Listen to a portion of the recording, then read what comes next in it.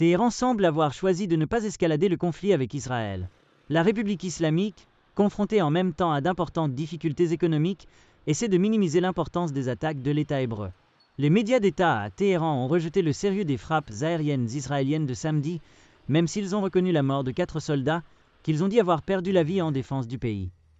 Au début, ils n'ont fourni aucune information officielle sur les attaques, du moins pas à la télévision, mais de nombreuses personnes ont réagi fortement sur les réseaux sociaux en exprimant leur colère. Les gens ont critiqué le gouvernement pour son silence, tout en affirmant qu'il devrait être informé en temps utile afin que, si nécessaire, il puisse chercher un abri. De telles réactions du régime iranien ont conduit les experts à conclure que l'Iran ne répondra pas à l'attaque israélienne.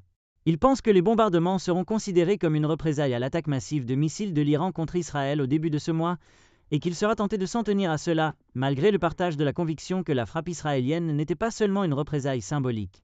S'il est vrai qu'environ 140 avions israéliens ont été lancés et qu'ils ont frappé environ 20 positions de roquettes et d'autres objets militaires, alors ce n'est pas seulement un acte symbolique, déclare Alex Vatanka de l'Institut du Moyen-Orient à Washington à DW.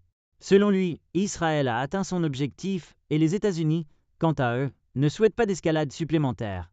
Bien que des responsables iraniens et israéliens aient échangé de nouvelles menaces après l'attaque, rien ne s'est passé militairement.